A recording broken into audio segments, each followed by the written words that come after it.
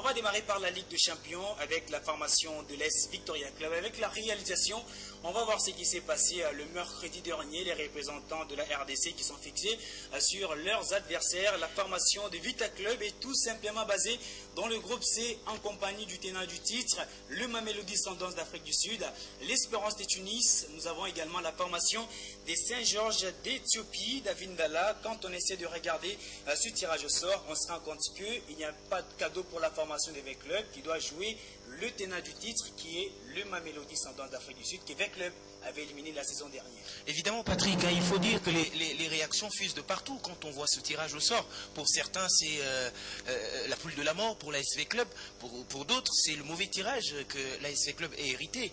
Mais quand on regarde le groupe de très près, quand on essaie de scripter les formations qui composent le groupe dans lequel on retrouve l'ASV Club, en tout cas, c'est un tirage compliqué. Il n'est pas clément pour la formation de l'ASV Club parce que l'ASV Club sera aux côtés de Mamelodi Sundowns. C'est quand même le vainqueur de l'édition dernière. Une équipe qui est également en forme dans son championnat. L'Espérance sportive de Tunis se comporte également très bien. La santé, elle est en tout cas pas approuvée dans le championnat tunisien. Avec la réalisation va nous aider à voir aussi les adversaires des clubs de la RDC. Surtout la formation de Vita Club, avec les images qui vont passer. Allez-y, David. Et justement, Patrick, merci. Je disais tout à l'heure que la formation de l'Espérance sportive de Tunis est en forme. Moscovie de l'Est Victoria Club doit faire face au Mamelodi Sundowns. Mais là où ça va se disputer pour toutes les formations qui se retrouvent dans ce groupe, ça sera contre l'équipe de Saint-Georges. Parce que c'est quand même l'équipe qui paraît assez prénable. Mais au moins, il faut retenir que l'Éthiopie est en train de monter. Et l'équipe nationale de l'Éthiopie est composée pour la plupart des joueurs qui viennent de la formation des Saint-Georges. Ça ne sera pas non plus facile pour cette équipe de l'ASV Club. Eh bien, il faudra tenir le coup et regarder les adversaires en face, la taille et leur performance dans le championnat pour pouvoir faire la différence. Mami Le Gabon se rend compte que les Vita Club, c'est quand même la formation qui a réussi à nous faire rêver en 2014. Cette formation avait disputé même la finale de cette Ligue de Champions devant l'entente sportive de ces types. Alors, comment on aborde cette compétition avec les sursaut d'orgueil? On s'est dit qu'on avait déjà joué la finale de cette compétition ou encore on remet les pieds sur terre, on respecte tous les adversaires. Effectivement, on remet les pieds sur terre, parce que ça, c'est une autre saison qui vient de commencer et c'est une autre étape aussi. Et David Ndala a bien décrit les adversaires à venir de l'ASV Club dans ce groupe qui reste toutefois à relever. Il faudrait avec Club également de revoir aussi ses ambitions et surtout de beaucoup travailler. Et ce que j'ai aimé, c'est que David a essayé un peu de placer un mot sur l'équipe de Saint-Georges de l'Éthiopie. Ça reste quand même une équipe redoutable. Et lorsque l'on sait que cette formation a réussi à éliminer en aller et retour la formation des Léopards de Dolézy, et ça reste une formation à suivre de près par la formation de l'ASV Club. Il faudrait vraiment que Florent Ibenge et ses hommes soient concentrés et travaillent beaucoup s'ils tiennent à passer cette étape. Qui a été éliminé par le TP Mazembe la saison dernière à l'étape de 16e des finales de la Ligue de Champions africaine. Pendant ce temps, on va s'arrêter un instant sur la Coupe de la Confédération, la RDC qui sera représentée par le tenant du titre. Il s'agit du tout-puissant Glebert Mazembe qui est basé dans le groupe AD. Avec la réalisation, on va voir ce qui s'est passé le mercredi dernier, ce tirage au sort qui a vu Mazembe être casé dans le groupe D en compagnie de Supersport United d'Afrique du Sud, l'Athletic Club Oroya de la Guinée-Conakry et le centre des formations des Mounana du Gabon. Un tirage au sort que le manager de cette formation a qualifié passable pour l'équipe du tout-puissant Glebert Mazembe, qui est d'ailleurs tenante du titre Junior Dinanga pour ces moments, pour la formation du tout-puissant Glebert Mazembe. Est-ce que la tâche s'annonce vraiment facile devant des adversaires qui ne sont pas vraiment connus sur l'échiquier continental? Je crois que Lupika, je n'ai pas bénéficié de la présentation, mais je crois que la salutation aussi. Je crois que je n'ai pas de problème avec toi. Allez-y, allez-y. Mais je crois que j'aurais quand même Non, vous êtes une cartouche à garder sur... Merci Patrick, en tout cas je salue les tirages au sort. J'ai dit Mazembe est casé dans un groupe passable, comme a dit le manager de Corbeau. Et puis le Corbeau, comme vous le savez, sur papier, c'est pointe déjà favori dans ces groupes. Mais seulement, il faudrait respecter chaque adversaire. Parce qu'aujourd'hui, le football se joue dans des petits détails et qu'il faut capitaliser toutes les chances à domicile, de bien négocier le match à domicile et pourquoi pas chercher les matchs à l'extérieur, peut-être un nul ou une victoire à l'extérieur, ça permettrait à cette formation de pouvoir, n'est-ce pas, engager son titre. Alors, Junior Dilanga, est-ce que vous voyez Mazembe sortir de ce groupe? Mais je l'ai dit, le groupe est véritablement passable, sans pour autant avoir l'idée de pouvoir minimiser les adversaires en présence. Non, il faudrait tout simplement rester dans la logique de respect des adversaires. Et je l'ai répété aussi, il faudrait travailler par rapport à capitaliser toutes ces chances quand on joue à domicile. Vous savez que Mazembe a connu quelques problèmes et tout ça. Aujourd'hui, on a quand même ces couples Miayo, Mwakasu au niveau du staff technique qui tant soit peu est en train d'imprégner d'une certaine technicité à cette formation de Corbeau. Donc je pense qu'il faudrait tout simplement accorder la chance en tant que Congolais à cette formation de tout-puissant Mazembe. Et vous savez, Mazembe va tout de même défendre son titre puisqu'il est champion en titre de cette compétition. Et c'est là où aussi il y a la crainte par rapport à ses adversaires. Je vais quand même faire réagir Nathalie Oko sur cette question. Mazembe, bien sûr, le tenant du titre de cette compétition, la Coupe de la Confédération. Est-ce que vous pensez que le tout-puissant Mazembe pourra réaliser l'exploit de remporter cette compétition? C'est pas impossible pour cette formation. Les conséquences restent les travail. C'est pas en tout cas impossible que Mazembe puisse conserver cette couronne, mais on va rester réaliste par rapport au parcours de cette formation cette saison, puisque c'est ça qui fait déjà partie du passé il y a un bon temps. Et par rapport à la prestation du tout-puissant Mazembe, c'est une bonne chose que l'équipe puisse renouer avec les victoires au niveau du championnat national, ce qui rassure. Et par rapport à cette entame de la phase de coupe qui va commencer pour Mazembe le 14 mai prochain à Lubumbashi. Je vais rappeler qu'aujourd'hui, jouer à la maison pour le tout-puissant Mazembe n'est plus un acquis comme avant, puisqu'on a vu cette formation être écartée de la course pour avoir mal négocié la manche allée au niveau de la Ligue des champions de la CAF contre Caps United au stade de la Kamalondo. Vous le savez, Mazembe a été débarqué puisqu'il a été malmené chez lui à la maison par cette jeune formation méconnue qui était arrivée à Lubumbashi les mêmes jours de la rencontre. Donc pour le tout-puissant Mazembe, il faut rentrer au travail, être sérieux, mettre vraiment du sérieux, surtout travailler la ligne offensive, ce qui est en train d'être fait avec Bonfil et son adjoint. C'est une bonne chose. David Mwakasu, c'est une bonne chose. Et si l'ambition c'est de conserver la couronne pour Mazembe cette saison, il peut arriver, mais tout commence par cette phase de groupe. Le premier match est donc très important, cette entame. Il faut vraiment la réussir pour assurer la suite. En tout cas, le premier match c'est déjà à partir du 14 mai 2017. La formation de Mazembe reçoit à domicile le centre de formation de Mounana du Gabon. Ce sera à Lubumbashi. Tandis que la formation de l'Est Victoria Club devra effectuer le déplacement. Ce sera au stade international de Radès pour être reçu par la formation de l'Espérance sportive de Tunis. Jean-Pierre Kadima, avec vous, on va parler de ces deux formations de la RDC qui sont en train de jouer ces compétitions interclubs de la CAF. Est-ce que vous pensez que Vita Club et Mazembe peuvent se retrouver dans le carré de ces interclubs de la CAF? Bon, je voudrais être beaucoup plus bref. Et je crois que les gros a été dit par mes prédécesseurs. Pour ce qui concerne le tout-puissant Mazembe en Coupe de la Confédération, je voudrais rebondir sur la dimension qu'a évoquée tout à l'heure Junior Dilanga. Le fait de jouer contre Monana ou encore Roya, c'est pas si grave, mais ça peut être en même temps le début d'une forte crainte pour le tout-puissant Mazembe qui va se dire je connais pas, peut-être parce que là c'est deux clubs qui sont méconnus du public et que Super Sport c'est un autre tableau. Le tout-puissant Mazembe, c'est toujours pas un déplacement sûr ou un match à domicile très sûr. Quand on joue contre un club sud-africain, vous n'avez qu'à vous rappeler le passé du tout-puissant Mazembe chaque fois qu'il a rencontré un club sud-africain. Il y a beaucoup de craintes que de rencontrer Oroya ou Mounana.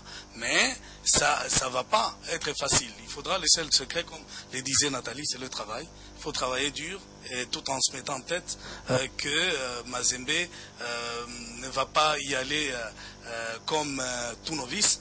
Il doit chercher à conserver son titre, ce qui est capital quand on veut être un club beaucoup plus sérieux et jouant les hauts niveaux. Mais pour ce qui concerne le club, je pense qu'il connaît très bien Mamelodi Sundowns, mais c'est un Mamelodi qui a plus d'ambition.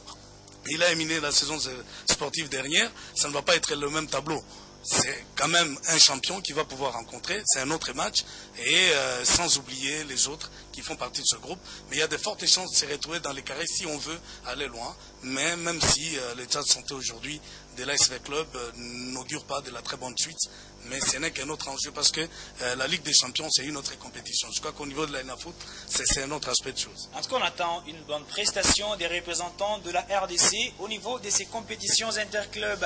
Mais nous, on file dans cette émission. On va d'abord s'arrêter un instant sur la 22e édition de la Ligue nationale de football avec des affiches qui se sont jouées ce week-end. On va commencer par le derby 100% quinois qui a vu la formation du Daring Club Motema Pembe s'imposer sans beaucoup de difficultés devant l'AS Victoria Club sur le score des 2-0. C'était au stade de Martyrs de la Pentecôte. Avec la réalisation, on va découvrir les images de ce match qui a vu l'équipe de Motema Pembe réaliser cette victoire devant la formation de l'AS Victoria Club. Alors Alain Salou, tout de suite on se rend compte que l'équipe de Motema Pembe, depuis le début de la compétition, aucune défaite pour cette formation, qui parvient même à s'imposer devant la formation de l'AS Victoria Club. C'est quand même une très bonne dynamique qui a du mal à flancher pour les Immaculés. Il faut signaler que ce n'est pas une première victoire cette saison.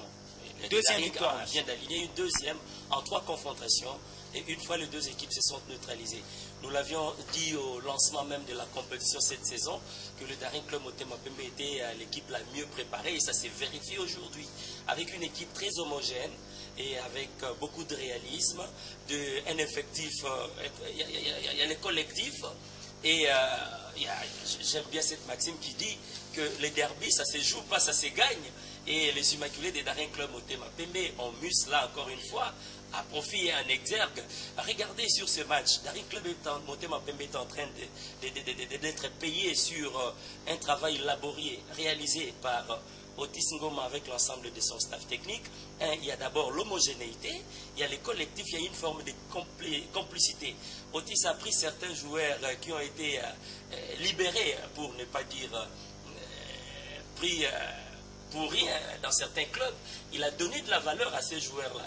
Et quand vous voyez comment les Daring jouent aujourd'hui, il y a de la manière, il y a la beauté. Je prends l'entrée-jeu, vous avez plus bas la défense et vous avez le milieu du terrain, il y a un organisateur de jeu. Mbidi assure la transmission entre la défense et le milieu du terrain. Il est sur toutes les actions pour servir les coéquipiers. Quand vous prenez la médiane, le milieu du terrain et l'attaque, il y a un certain Ricky Toulengue qui s'illustre aussi par son réalisme. Donc avec 2 animateurs de jeu, Otis Ngoma est en train de gagner tous les compartiments et de se montrer beaucoup plus complet, compact dans les jeux, efficace aussi, réaliste. Alors, David Ndala, est-ce qu'on peut dire aujourd'hui le slogan Daring Club Motema Pembe Uni est imbattable? Quand on essaie de regarder les saisons dernières, le Motema Pembe commençait très bien la phase de groupe, soit l'équipe terminait en tête de son groupe, soit en 2e position, et arrivé à l'étape de la phase des playoffs, c'était très compliqué pour les Motema Pembe. Les supporters n'étaient pas vraiment unis. Ce qu'on peut dire, c'est vraiment l'union des Motema Pembe qui est en train d'apporter ces très bons résultats. Évidemment, c'est tout ce qui se dit.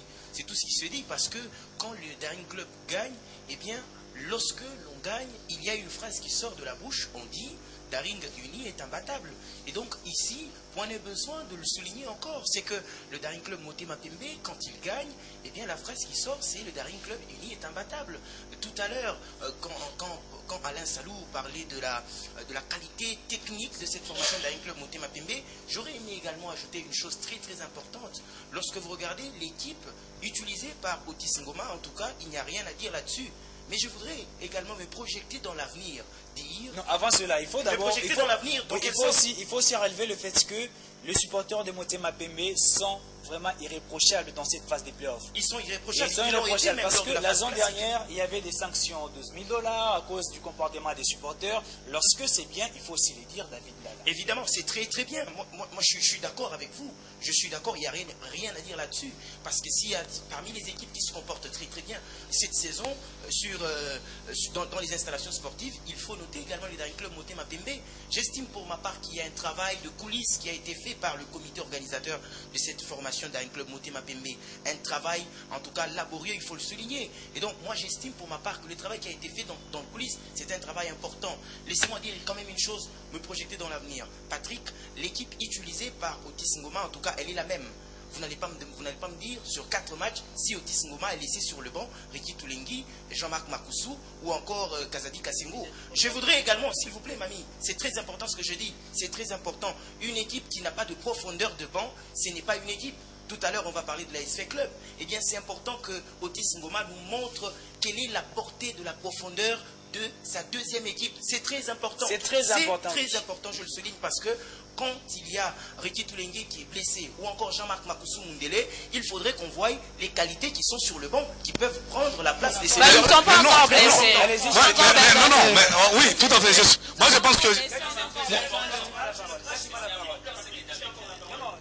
Je protège David, il a encore la parole. Je ne crache pas sur la victoire, mais simplement, lorsque vous regardez les 11 de départ d'Otis Ngoma à Bukavu, à Lubumbashi, ici à Kinshasa, tous les 5 matchs joués, Otis Ngoma a aligné le même 11 de départ. Et donc, oui, mais moi je pense, tout en étant d'accord avec David Ndala, parce qu'il est important quand même qu'on sache qu'il y a un plan B, si vous le permettez, si vous voulez qu'on le dise comme ça. Mais tant que le plan A n'a pas encore échoué, je ne vois pas pourquoi vous allez demander à un Otis Ngoma d'échanger. Vous allez demander...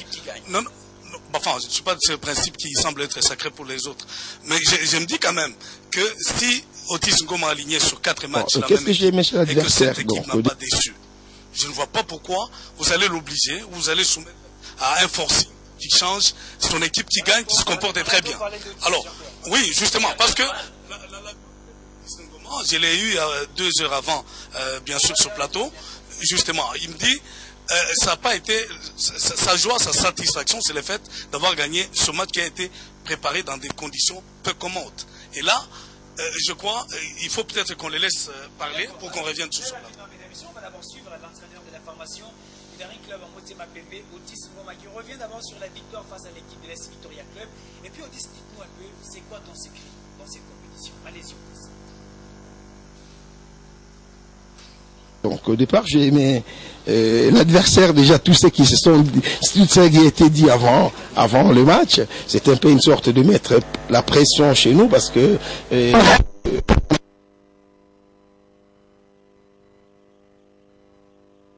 les révolutions, les rendements et leurs qualités. Donc et ça nous a permis un peu de réfléchir qu'est-ce qu'il fallait faire comme travail. Est-ce qu'il fallait garder le même joueur, il fallait apporter de changements. Et ça, ce que j'ai remarqué, ça m'a fait travailler un petit peu. Ça m'a fait travailler, il fallait mettre en place d'autres mécanismes. Et ça, c'est un. Et deuxième, c'est le terrain. Ben, j'ai aimé un V-Club qui, dès le départ, était conquérant. Un V-Club qui voulait à tout prix gagner ses matchs, qui était combatif, volontaire, avec un 0-0 à la mi-temps.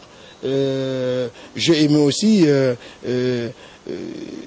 ces V-Clubs qui, dès le départ du match, le début du match, voulaient prendre des risques, mais qui n'ont pas pris après. Dommage. Alors, ce que je n'ai pas aimé chez moi, c'est que vous disiez tout à l'heure qu'on a essayé quelque chose de fou, dont beaucoup d'entraîneurs n'oseront pas, si on n'est pas fou, mais pour gagner un match, des fois, il faut qu'il y ait une certaine dose de folie dans un match. Donc, on s'était dit qu'il fallait amener V-Club à un point où il fallait dépasser dans l'autre. Et ce que je n'ai pas aimé, c'est qu'on avait commencé en 4-4-2, chose qu'on ne fait pas, mais on avait préparé brillamment aux entraînements. Et il y avait une sorte d'espace, d'écart entre mes deux attaquants qu'on savait très bien qu'ils ne pouvaient pas beaucoup défendre, Makoussou et Zadio. Il y avait des espaces entre la ligne attaque et la ligne du milieu. Ce qui fait qu'ils nous ont dominés dans les 10 premiers mi-temps et là-dessus. Vekeba a eu la position du ballon et puis nous a pénétré par des passes dans les intervalles et autres. Mais on le savait très bien qu'il fallait que notre défense et les milieux de terrain puissent défendre et puis accepter, s'adapter par rapport à ce que Vekeba n'est pas encaissé à la première mi-temps. Chose qu'on a fait. Et en deuxième mi-temps, je crois qu'on a rectifié les tirs. On a changé le système. On est passé de 4-4-2 au 4-2-3-1 et qui a aussi bouleversé avec là pour revenir après au 4-4-2. Donc ça, je crois que ça, j'ai aimé j'ai pas aimé au départ, mais j'ai aimé à la fin parce que avec eux, ils ne pouvaient plus revenir, parce qu'on les a amenés quelque part et puis ils ne pouvaient plus nous suivre. Si tout marche bien au sein d'un club à Motema Pembe, mesdames et messieurs, la grande question qui reste posée, c'est celle de savoir pourquoi le Vita Club a du mal à décoller. Ça fait presque 3 points laissés contre le Motema Pembe. Il y a eu aussi des points qui ont été laissés par les de la Concorde de Kadoutou. Junior Dinango, on va réfléchir avec vous sur cette question. Avec la stratégie de Florent Ibenge, on a vu certains cadres de l'équipe qui n'ont pas joué, certains pour cause des blessures, certains aussi pour raison des stratégies de l'entraîneur Florent Ibenge. Est-ce qu'une stratégie qui a donné un mauvais résultat pour la formation des clubs, une mauvaise stratégie pour Florent? Bon, je ne sais pas si la raison des blessures n'est pas un faux fuyant, parce que moi je pense s'il y a des problèmes à l'infirmerie, je crois que le mieux à faire c'est de les dire avant le match. Mais quand on joue, quand on est déjà sur l'air des jeux et qu'on constate que les systèmes des jeux mis sur terrain, sur pied, ne fonctionnent pas, on recourt à l'infirmerie. Moi je pense que, parce que déjà on ne sait pas bien vérifier si réellement il y avait des problèmes dans ce sens-là. Je crois ce qui a caractérisé l'échec de l'SV Club hier, moi je pense que c'est le tâtonnement. Florent, entre nous, non, je parle d'abord sur le plan technique. Je vais, si tu vas m'accorder le temps de parler aussi, de parler de l'aspect staff dirigeant de l'SV Club. Florent a fait jouer des joueurs qui ne jouent presque pas. C'était pratiquement une autre équipe. Une équipe chambardée à 80%. Je parle là en rapport avec la dernière confrontation. Quand vous prenez le gardien des buts, Lomboto, je ne sais pas, il a joué, s'il faut compter, parler en termes de chiffres, comme même dire David Ndala, en termes de chiffres, Lomboto n'a joué pratiquement que, si j'ai une bonne mémoire, 2 matchs. Et devant un adversaire coriace comme les Daring Club Motema Pembe, je pense que ce n'était pas un très bon choix. Quand vous avez Lomalisa qui n'a presque pas joué le match, quand vous avez Bafola. Donc sur le plan déjà défensif, il y avait beaucoup de choses à dire et à redire. Donc je pense que le choix tactique de Florent Ibenge n'a pas été tout simplement à la hauteur. Et pour le jour d'aujourd'hui, on parle de recrutement, tout ça. Mais la responsabilité comme au staff technique à Florent Ibenge, pour la bonne et simple raison, vous vous rappelez que le staff dirigeant a disposé des moyens pour que Florent Ibenge puisse recruter cette année. Il est allé même au Rwanda, il nous a amené les Sugira et tout ça. C'est pour quel rendement aujourd'hui?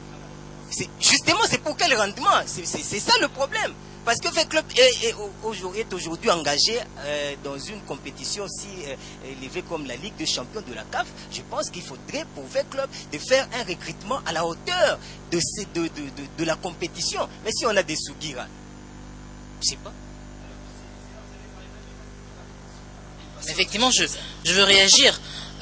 C'est vrai, Junior Dinanga, il évoque le recrutement de Florent, il condamne du coup le staff technique sur beaucoup d'aspects, entre autres sur ce qui est de l'aspect technique de ce match. Ça reste un match de forte pression d'abord. Il ne faudrait pas oublier que V-Club joue contre son éternel rival. Et ben, il y a la pression aussi quelque part.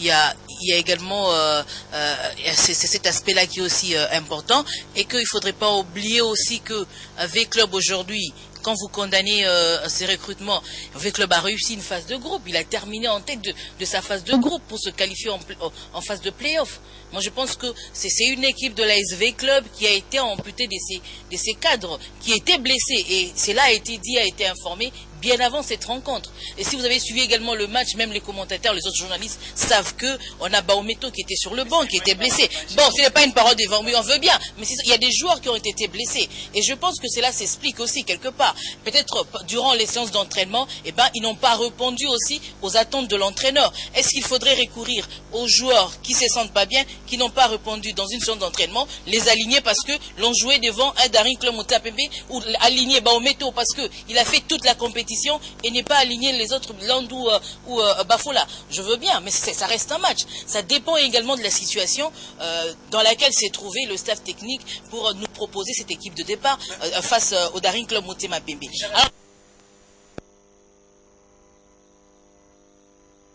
Alors, avec leur jeu contre une formation du Daring, comme le disait tout à l'heure.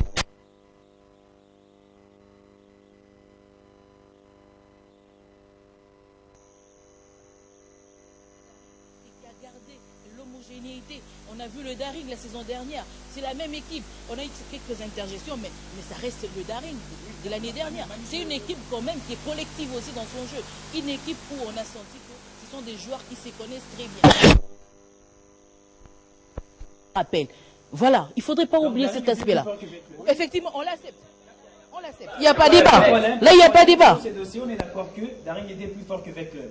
Alors, il y a quelque chose un peu marquant par rapport à ce match qui a vu l'équipe de Motema Pembe s'imposer face à l'AS Victoria Club. C'est le comportement des supporters juste après cette partie. Il y a eu même l'entraîneur Florent Ibenge, selon les informations en notre possession. Il a même essuyé quelques projectiles. C'est des choses que nous condamnons avec la dernière énergie, puisque hier, le Grand Paris Saint-Germain a perdu contre l'OGC Nice sur le score des 3 buts à 1. En tout cas, Unai Emery est sorti au stade, pas de problème. Mais pour ça n'a pas été la fin du monde. Hein.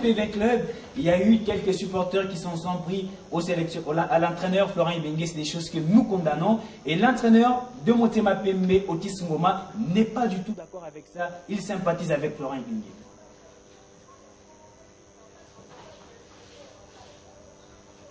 Avec la réalisation, mesdames, messieurs, je disais, c'est comparativement aux incidents qu'on a vus lors du match. Après l'affiche entre l'équipe de Motema Pembe et des Vita Club, et puis l'entraîneur de Motema Pembe, Otis Ngoma, n'est pas du tout d'accord avec les comportements de certains supporters des Vita Club qui s'en sont pris à Florent Ibenge avec des jets de projectiles.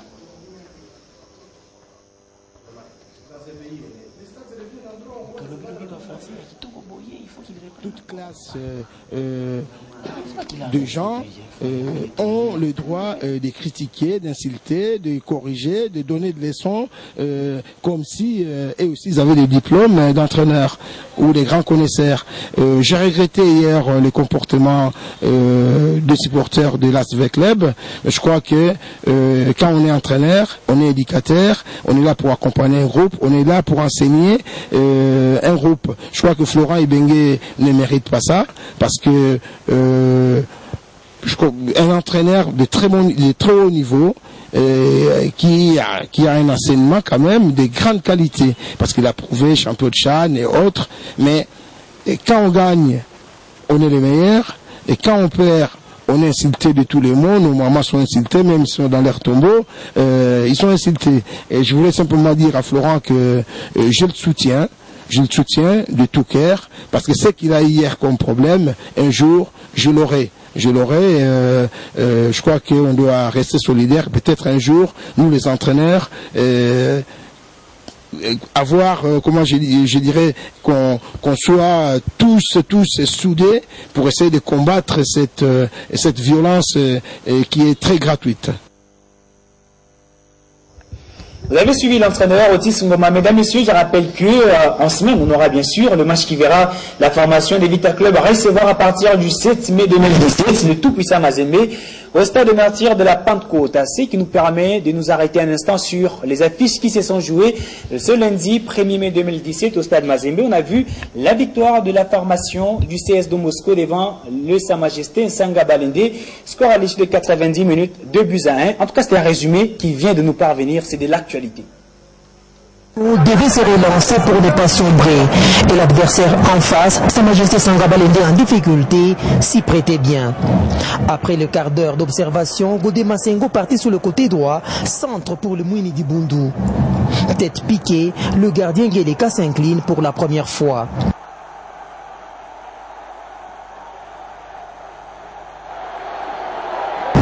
Dopé par ses buts, Don Bosco accélère sur un autre centre de Godé Masengo où Shindi Wakubanza voit sa tête repoussée par le montant du gardien Guéleka. Les timides tentatives de Nsanga Balende en cette première période ne vont pas inquiéter le gardien des Salésiens. Dès le début de la seconde période, l'équipe de Lubumbashi pousse davantage alors que Nsanga Balende recule. Et sur cette ouverture venue de la gauche, Bukasa Kalambay trompe son propre gardien d'une tête piquée. Le portier Nguéleka avait anticipé sur ce coup-là.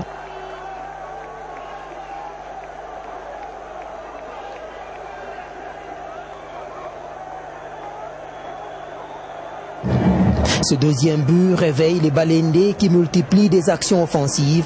Et sur la passe de Idrissou, Lucien Lamandé réduit le score pour l'équipe de Mbujimaï.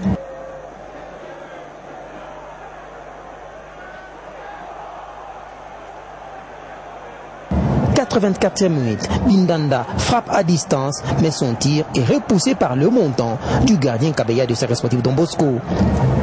Le sang est or, assiège alors le camp de Salaisiens et laisse des ouvertures derrière. Et sur cette balle de contre, Carrington Ngomba anticipe la sortie du gardien Geleka, mais sa frappe passe à côté.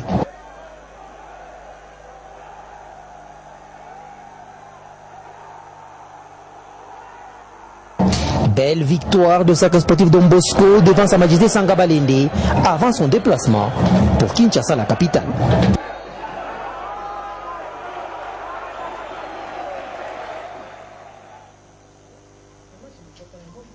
Sa Majesté Sanga Balende s'est fait traîner dans la boue par le CS de Moscou. Score à l'issue de 90 minutes. 2-1. Junior d'Inanga. On se rend compte que l'équipe de Sanga Balende, en 5 sorties, il n'y a aucune victoire pour cette formation. Est-ce qu'on peut parler d'une mauvaise gestion technique de Sa Majesté Sanga Balende sur le plan technique, ou encore c'est seulement l'organisation de cette formation de Sa Majesté Sanga Balende avec le président Alphonse Ngoy Kassanji qui ne marche pas? Oui, bien évidemment, c'est l'organisation. Non, mais moi j'ai tout ça fait partie de l'organisation. Parce que moi, je ne sais pas concevoir que un président du club ici à Kinshasa, quand on nomme le premier ministre, il fait avec des motards, tout ça, et tout, alors qu'il oublie l'essentiel. Il est président du club. Il faut plus travailler pour l'émergence du club. Vous parlez de Kachalabonzola, ça fait combien d'années depuis qu'on a commencé avec ce projet? Patrick, entre nous soit dit, ces projets-là, je ne sais pas, il faut trouver des cotisations par-ci, par-là. Mais jusqu'au jour d'aujourd'hui, le projet n'a jamais commencé. C'est quand même, c'est extrêmement grave pour un président, pour une gestion d'un club qui veut aller loin. Quand vous voyez les résultats sur l'échiquier africain, c'est toujours les statu quo. On ne passe pas le dernier tour. Mais moi, je pense qu'à ces moments ici, ça doit être un message de réflexion. Hein? Et puis tous ces gens-là, les chargés de communication, qui passent à la télé pour mentir. Excusez-moi de vous le dire, quand il dit des choses que l'on ne sait pas vérifier par la suite, c'est quelle façon de gérer un club à la dimension de Sanga Balende qui veut à tout prix, qui se veut être grand. Moi, je pense qu'il faudrait revoir les systèmes de travail, il faudrait revoir le fonctionnement de ces clubs, parce que quand on parle de la gestion, on tient compte aussi de l'aspect technique. Il y a eu combien des entraîneurs qui se sont succédés au bout de 3 ans? C'est les Camerounais. On a vu la dernière confrontation ici à Kinshasa, on a vu Chico Moukeba. Et Chico Moukeba qui est revenu au staff technique, mais comme étant adjoint, alors que hier, il a fustigé cette proposition.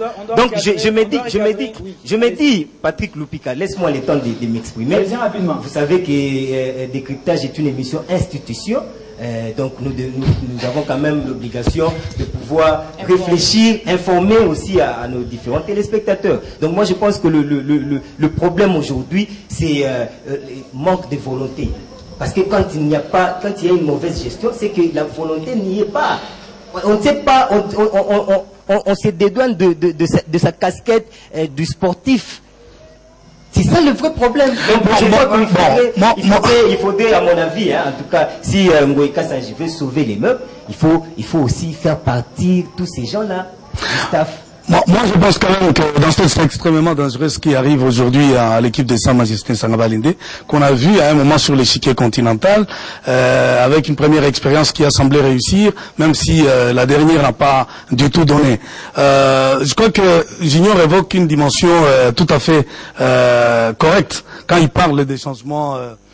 J'allais dire de ce défilé des entraîneurs à la tête du staff technique. On ne peut pas, si on a besoin d'aller loin, si on a besoin de faire des résultats qu'il faut pour renouer avec l'Afrique, en une année, changer 7 entraîneurs. Vous n'avez qu'à compter. Je ne sais pas si les statistiques sont bonnes. J'en ai compté à peu près 7. C'est dangereux pour le président Ngoï Kassanji. Et dans ce genre de situation, qu'est-ce qui arrive généralement? Parce que on travaille pas dans la communion, dans la même communion, qu'avec les joueurs, les staffs techniques, les dirigeants. J'ai même l'impression qu'à un moment, c'est à lui que revient finalement toutes les grandes décisions à prendre quand il faut changer les entraîneurs. Je compte, depuis le départ de l'Égyptien, environ 7 entraîneurs. Ça, loin d'être une réalité, une véritable stabilité pour une équipe de Sangaba Lende qui était déjà pourtant bien partie. Et là, je vais vous signaler que Boujibaï, c'est une zone hautement sensible sur le plan politique et que l'équipe de Sangaba Lende, c'était une sorte d'élément fédérateur, de valeurs positives pour contribuer au développement non seulement de la province, mais également de ce football qui à un moment a connu une sorte de disette. Aujourd'hui, à voir ce qui arrive, 1 point sur 15, je vois très mal comment Sangaba Lende peut renouer avec l'Afrique. Et vous prenez des entraîneurs comme les derniers, le Camerounais, dont la première expérience à l'extérieur du pays, c'est les centres de la RDC, et trouver une équipe de Sangaba Lende qui au départ avec des locaux qui malheureusement ne sont pas, j'ai l'impression, très bien traités sur un régime régulier, qui sont mal payés du reste et qui malheureusement au bout des comptes sont les bons parce que, pour évoquer le cas de Chiko Moukeba, après avoir constaté que le Cameroun n'avait pas donné le meilleur de lui-même dans le match qui a opposé Sangaba Lende à Renaissance, on revient en Moukeba, qu'on a chassé un tout petit peu. Moi, je crois qu'il y aura même des choses à dire et que Ngoï Kassanji, le gouverneur président, doit essayer de restructurer cette équipe, voir peut-être qu'il y a des éléments qui peuvent encore lui être favorables pour la bonne marche de Sangaba Lende. Mais sinon, les sondages au niveau des Mboujima, selon la température que nous avons prélevée là-bas, avec les différents journalistes, en tout cas, tout va mal. Tout va mal. Tout va mal au sein de Sangaba Lende, mais si ça ne marche pas Sangaba Lende, ce n'est pas le cas pour le TP Mazembe qui a réussi à s'imposer ce lundi devant l'OC Mongano sur le score de 4-0 avec une première réalisation de Jossi Samampeko. Il y a eu aussi un but de Adama Traoré, une autre réalisation de Ben Malangou et le tout dernier but était un autobut dans le camp de la formation de l'OC Mongano, Nathalie Composo. On se rend compte que la bataille au niveau de la tête, c'est maintenant Daring Club Motema Pembe, TP Mazembe, il y a aussi la formation des Vita Club qui commence petit à petit à lâcher, mais Mazembe qui réussit aussi une belle opération contre Mongano. Finalement, face à Mongano, il faut faire le meilleur score possible pour arranger son goal à virage. Vraiment, c'est ce qui a été fait cet après-midi au stade de la Kamalondo par les Mazembe qui est en train de préparer également son match, comme on le disait tantôt, au niveau de la Coupe de la Confédération de la CAF. La tête est vraiment très serrée avec la formation des Daring Club Motema Pembe que vous avez évoqué tout à l'heure. La différence arrive au goal average, plus 7 pour Desampé et plus 6 pour le tout-puissant Mazembe. Mais on ne va pas oublier dans ces tableaux, bien dans ces classements partiels, et c'est donc qu'il y a des matchs en retard par rapport à cette phase des groupes et qui pourra nous surprendre dans la suite. On s'attendait les mois par rapport à cette formation de Lubumbashi. On attendait plus, par exemple, Sa Majesté Sangaba Lende qui, après 5 journées, n'a qu'un petit point avec tous ces problèmes qui les fragilisent. Voilà, les tableaux est vraiment très serré. On est à 2 journées de la fin de cette manche aller et c'est aux uns aux autres de prendre conscience, de revenir sur leurs ambitions premières en jouant cette phase de play-off du championnat national. En tout cas, coup de chapeau pour les équipes qui sont en tête, notamment les Daring Club Motema Pembe qui revient dans leur moment des disettes. Il en est de même pour le tout-puissant Mazembe, tenant du titre, et l'ASV Club de Kinshasa qui doit beaucoup travailler pour retrouver son aura. Ça sera très important, mais on ne peut pas aussi enterrer l'équipe de Sangaba Lende qui peut aussi gagner tous ses matchs lors de la phase retour. C'est possible aussi, David Ndala, pour Sangaba Lende. Dans 30 secondes rapidement, gagner tous les matchs de la phase retour. Très bien, je suis d'accord. Dans 30 secondes, c'est impossible parce qu'il y a un match que Sangaba Lende doit jouer contre Vita Club ici à Kinshasa et un autre déplacement à Lubumbashi. Donc, c'est impossible. Alors, mesdames, messieurs, nous, on va rapidement vous donner le rendez-vous de la semaine parce que la formation de l'AS Victoria Club doit recevoir le tout-puissant Mazembe. Ce sera à partir du 7 mai. Bien avant cela, le tout-puissant Mazembe sera reçu. Ce sera de la Concorde de Kadutu par la formation de l'OC Bukavu-Dawa. C'est à partir du 3 mai 2017. Ça vous aurez les résultats dans nos prochaines interventions. Et il est temps pour nous de changer de cap, mesdames, messieurs. On va parler cette fois-ci du centre de formation Bel-Or et avec le lancement de deux activités qui a été effectuée ce dimanche. Ça s'est passé à Kinkole, un centre des jeunes footballeurs qui veulent monter en puissance. Alors, Mamie Lugamo, vous étiez bien présente. Est-ce qu'on peut savoir les motivations de l'initiateur de ces centres? Les vraies motivations, c'est former des vrais talents. Congolais, les meilleurs également, qui peuvent dans l'avenir servir la nation. Quand je parle de servir la nation, je vois bien sûr l'équipe nationale, je vois également les grands clubs comme l'ASV Club, Desampe, Mazembe, Lupopo et autres, qui jouent souvent les campagnes africaines. C'est un peu ça la vraie motivation d'une part. Et la vraie motivation dans ce centre de formation, c'est également donner la chance aussi à ces jeunes passionnés. Même si ils sont passionnés du football, ils ont aussi la chance d'apprendre autre branche. C'est-à-dire dans le centre de formation Bellor, il n'y a pas que le foot qui compte. C'est quand même une école foot-études. C'est-à-dire l'enfant est initié également à autre branche, c'est-à-dire la mathématique, les ordinateurs, pour que demain, s'il n'arrive pas à devenir un joueur professionnel, eh ben il peut embrasser un autre domaine de la vie. Hugues Bedimbeza était là pour honorer également son président, parce qu'il a fait partie du club de Bellor qui aujourd'hui est en division inférieure, qui a joué le Pefkin dans le temps. Vous savez, Bellor a également fourni pas mal des clubs de la capitale, le tout-puissant Mazembe, avec le Dieu merci Mbokani, les Hugues Bedimbeza qui sont passés.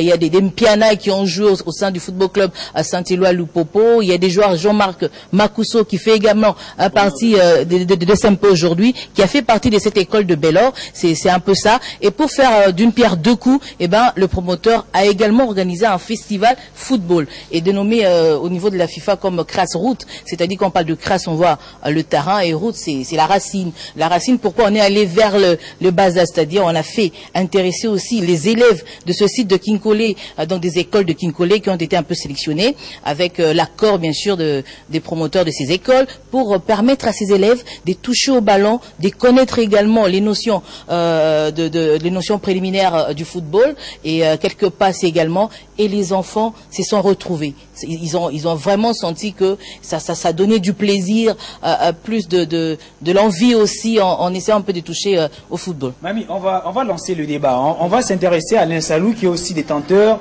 d'un centre de formation qui est la Bakine. Alors Alain, dites-nous un peu, dans une telle organisation, les résultats c'est à long terme.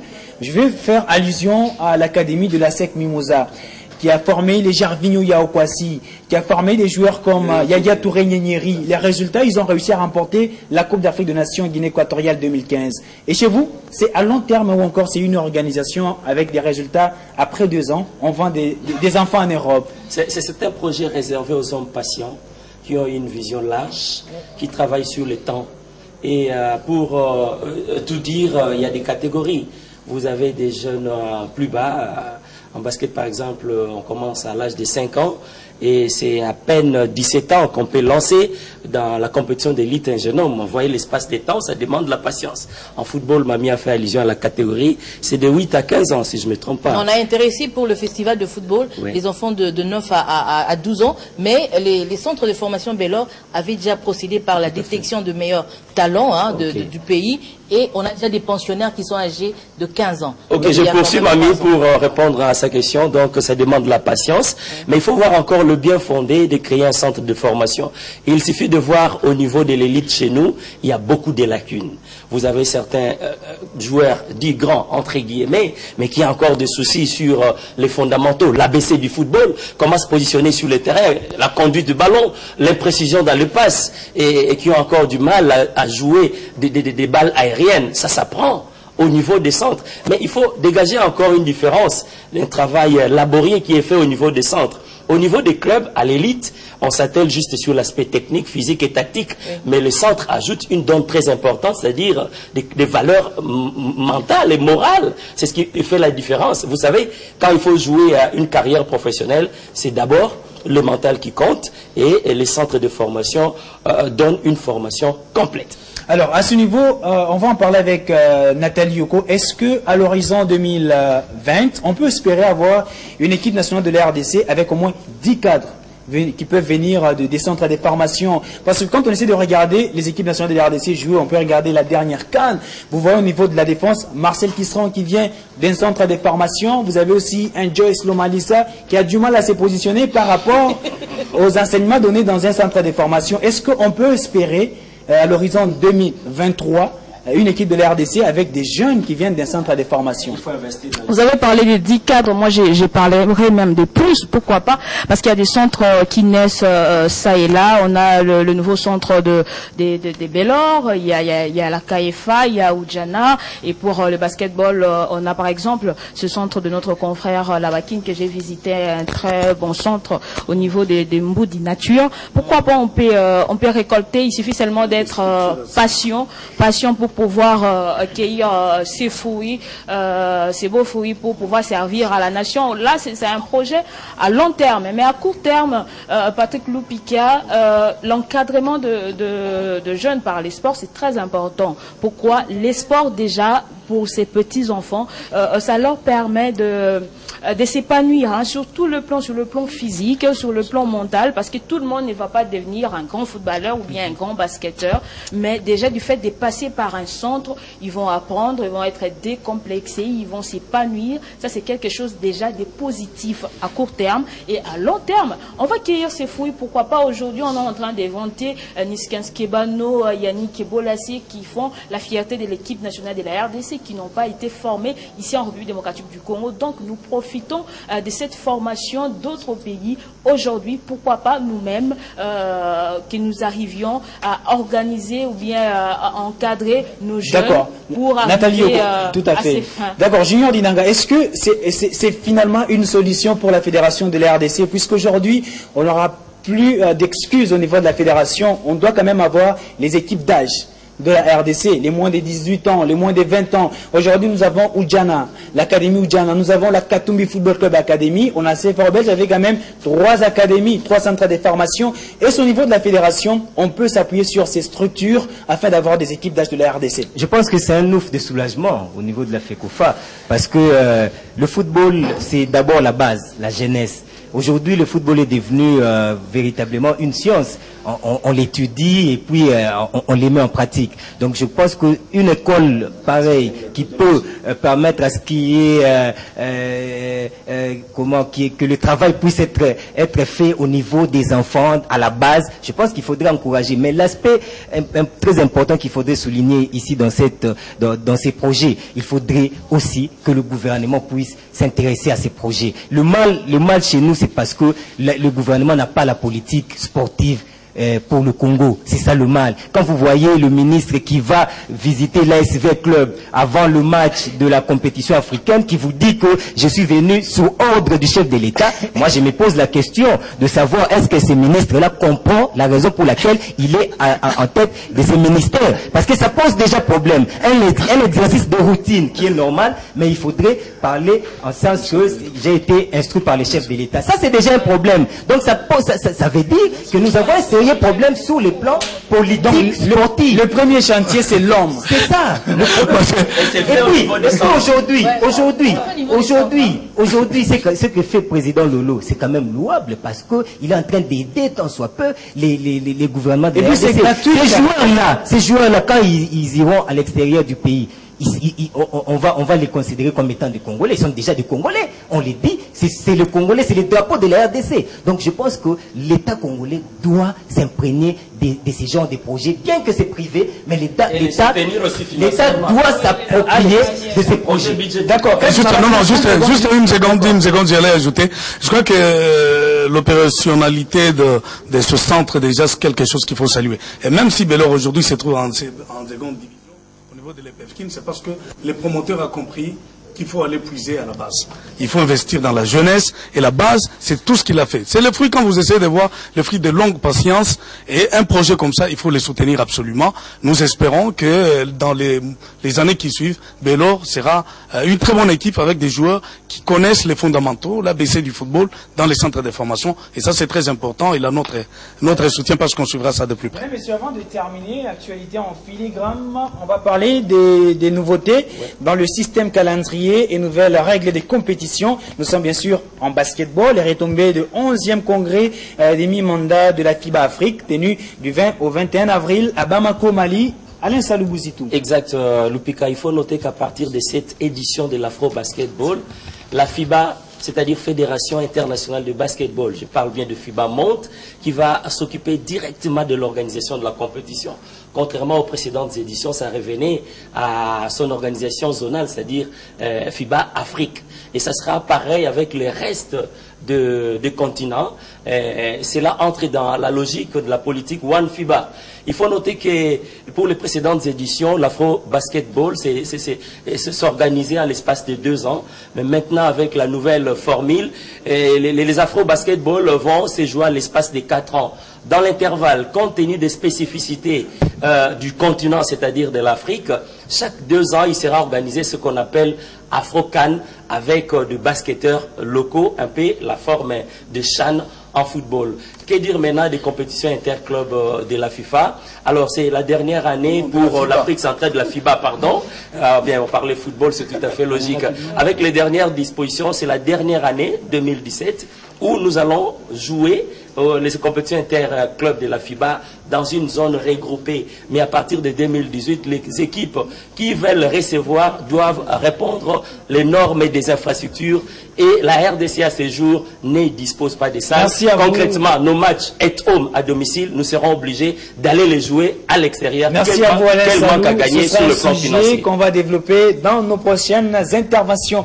Mesdames et messieurs, c'est donc par ici que s'achève cette émission, ce sport décryptage. Une précision que vient de nous avoir notre correspondant Lombashi, Guillaume Kazadi. Le 4e but de Mazembe était l'œuvre de Meshak Elia. Merci donc à vous, messieurs, pour votre brillante participation. Merci à l'ensemble de la rédaction. Merci également à la réalisation. On vous retrouve déjà ce mardi avec Digital Sport. Ce sera David Ndala qui sera à la présentation. D'ici là, portez-vous très bien. On se dit à demain.